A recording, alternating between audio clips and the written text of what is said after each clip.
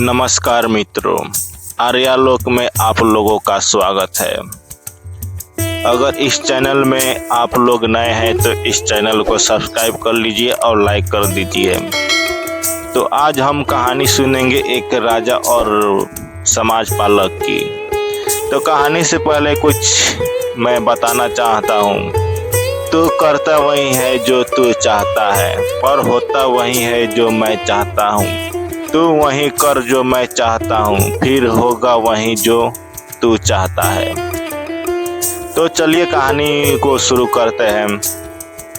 एक राजा बहुत बड़ा प्रजा पालक था, हमेशा प्रजा के हित में प्रयत्नशील रहता था। वह इतना कर्मठ था कि अपना सुख ऐशो आराम छोड़कर सारा समय जन कल्याण में ही लगा देता था। यहाँ तक कि जो मोक्ष का साधन है अर्थात भगवत भजन, उसके लिए भी वह समय नहीं निकाल पाता था। एक सुबह राजा वन की तरफ भ्रमण करने के लिए जा रहा था कि उसे एक देव के दर्शन हुए। राजा ने देव को प्रणाम करते हुए उनका अभिनंदन किया और देव के हाथों में एक लंबी चौड़ी पुस्तक देखकर उनसे पूछा, महाराज आपके हाथ में यह क्या है? देव बोले, राजन यह हमारा वही खाता है जिसमें सभी भजन करने वाले के नाम है।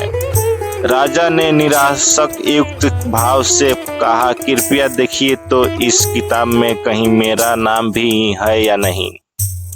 देव महाराज किताब का एक एक पृष्ठ उलटने लगे, परंतु राजा का नाम कहीं भी नजर नहीं आया। राजा ने देव को चिंतित देखकर कहा, महाराज आप चिंतित ना हो, आपके ढूंढने में कोई भी कमी नहीं है। वास्तव में ये मेरा दुर्भाग्य है कि मैं भजन कीर्तन के लिए समय नहीं निकाल पाता और इसलिए मेरा नाम यहाँ नहीं है।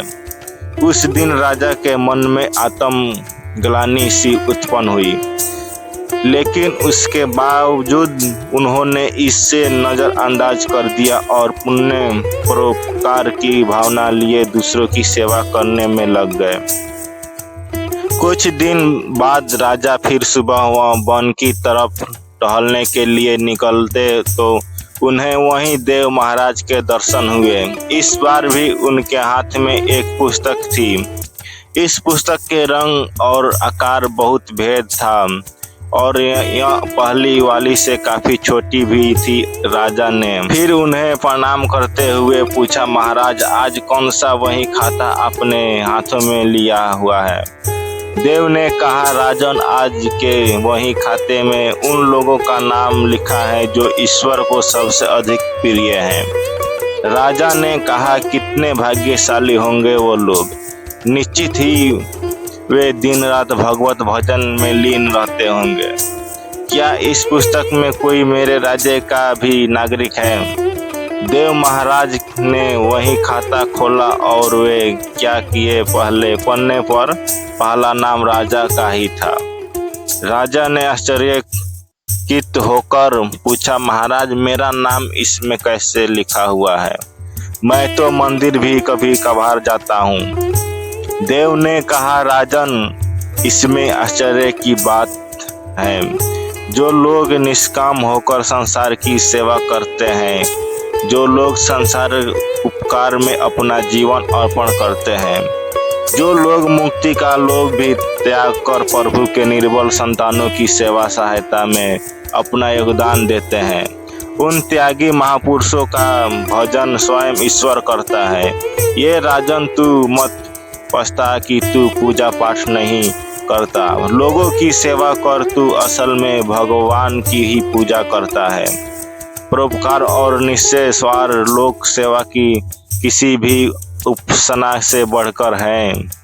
देव ने वेदों का उदाहरण देते हुए कहा, कृवे ने क्रमिणी जीविष्टा समा एवं ताप नयंतो अस्ति व कर्म लिप्ते नरे, अर्थात कर्म करते हुए 100 वर्ष जीने की इच्छा करो तो कर्म बंधन में लिप्त हो जाओगे। राजन भगवान दीन दयालु हैं, उन्हें खुश मद नहीं भाती बल्कि आचरण भाता है। सच्ची भक्ति तो यही है कि परोपकार करो, दीन दुखियों का हित साधन करो। अनाथ, विधवा, किसान और निर्धन आज अत्याचारियों से सताए जाते हैं, इनके यथाशक्ति सहायता और सेवा करो, और यही परम भक्ति है। राजा को आज देव के माध्यम से बहुत बड़ा ज्ञान मिल चुका था और अब राजा भी समझ गया कि परोपकार से बड़ा कुछ भी नहीं, और जो परोपकार करते हैं वही भगवान के सबसे प्रिय होते हैं। मित्र, जो व्यक्ति निस्वार्थ भाव से लोगों की सेवा करने के लिए आगे आते हैं, परमात्मा हर समय उनके कल्याण के लिए यत्न करता है।